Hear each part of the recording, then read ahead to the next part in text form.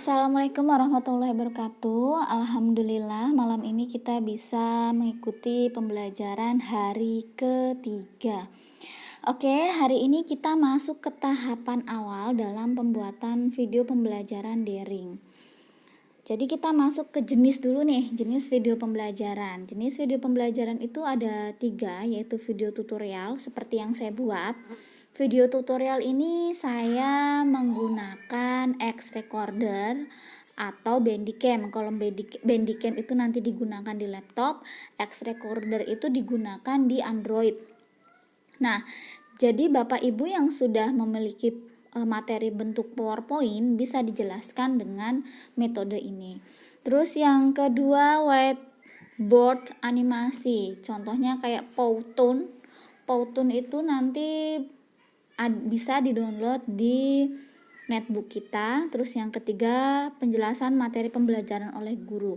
Nah, kita nanti pakai yang ini, penjelasan materi oleh guru dengan menggunakan KineMaster. Oke, kita masuk ke tahap pembuatan pembelajaran, video pembelajaran. Yang pertama ada praproduksi, produksi, dan pasca produksi. Praproduksi itu yang penting adalah kita harus bisa membuat ide gagasan, analisis kompetensinya, dan membuat storyline.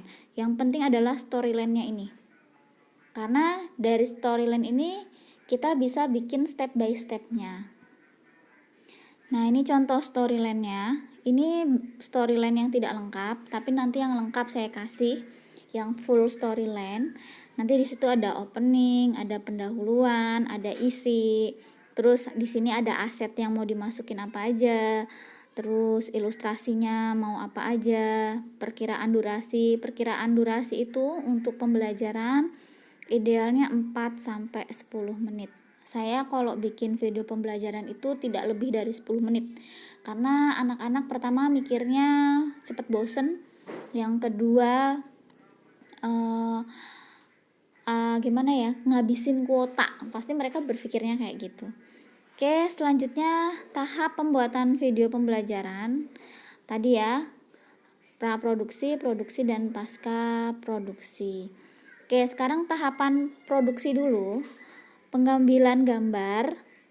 Jadi sesuai storyline, perhatikan jarak presenternya dengan latar hijaunya. Jadi silahkan teman-teman membuat latar hijau di rumah atau bisa menggunakan tembok hijau di sekolah. Kalau misalnya tidak ada tembok berwarna hijau, bisa menggunakan kerudung berwarna hijau yang ditempel di tembok. Agar apa? Agar nanti bisa di green screen, dihilangkan latarnya dan latarnya diganti dengan latar animasi. Begitu ya. Terus kenapa harus ada jarak? Karena kalau tidak ada jarak nanti akan terbentuk bayangan hitam sehingga nanti susah diedit, susah dihilangkan backgroundnya. Kalaupun hilang nanti hilangnya tidak sempurna. Nah, jadi ini ya, yang pertama nanti tugasnya bikin storyline, yang kedua nanti baru tahap produksinya. Teman-teman saya kasih tugas untuk syuting sendiri-sendiri di rumah sesuai dengan storyline-nya, temanya teman masing-masing. Green screen. Terus ada pertanyaan nih biasanya, kenapa harus hijau, bisa nggak warna lain? Nah, kenapa harus hijau? Karena di bagian tubuh kita itu tidak ada kandungan yang berwarna hijau. Warna hijau itu hanya ada di tumbuhan, di daun. Jadi sebisa mungkin kalau kita mau syuting, hindari pakaian baju yang warna hijau. Silahkan pakai baju yang warnanya cerah. Misalnya warna merah, lipstiknya juga dimerahin, kayak gitu. Jangan ada hijaunya. Jadi nanti kalau di green screen, nanti hasilnya bagus. Oke, selanjutnya tahap pembuatan video pembelajaran. Nih, setelah menyelesaikan storyline, kita mempersiapkan diri sebagai presenter atau sebagai pemateri. Langkah selanjutnya adalah mengambil gambar atau video atau suara. Sebenarnya tekniknya bisa macam-macam, bisa menggunakan Meitu juga. Meitu itu jadi bentuk animasinya, atau kita mau ngambil gambar kita sendiri. Pasca produksi. Jadi persiapan asetnya itu ada introduksi itu video intro, opening title, video judulnya, pembukanya, judul pembuka, aset presentasi yaitu saat kita presentasi, video kita sendiri saat kita presentasi, aset visualnya ya bisa macam-macam ya, bisa gambar, bisa audio, bisa video. Video itu nanti bisa di-download dari YouTube. Gambar kita bisa screenshot terus kita edit pakai background eraser. Terus audio narator ini juga bisa, misalnya kita ngerekam suara backsound itu nanti lagu aset backsound. Ini nanti bisa di-download di toko aset. Terus video background ini nanti juga kita ajarin cara bikin backgroundnya ya. Pasca produksi itu kita memasukkan video, memasukkan audio, memasukkan aset visual, setting efek green screen, setting posisi background, setting posisi aset visualnya dan lain sebagainya. Nanti kita setting semua. Untuk yang GY4 ini agak berbeda. Kalau di GY3 itu semua materi, semua aset sudah kita siapkan.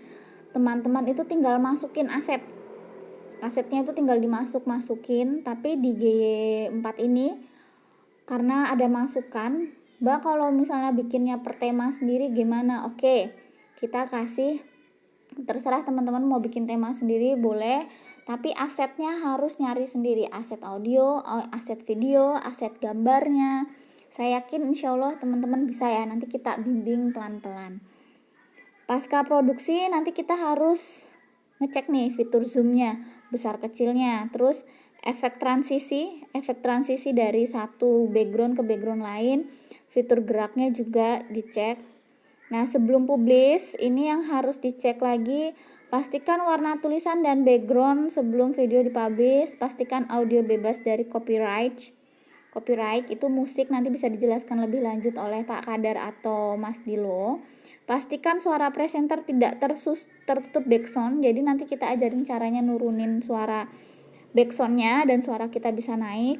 Pastikan durasi untuk membaca tulisan sesuai dengan kemampuan kecepatan siswa dalam membaca. Jadi kalau misalnya teksnya panjang, itu disesuaikan, dikasih jeda waktu berapa kayak gitu. Kira-kira siswa itu kalau baca itu sampai selesai apa enggak kayak gitu.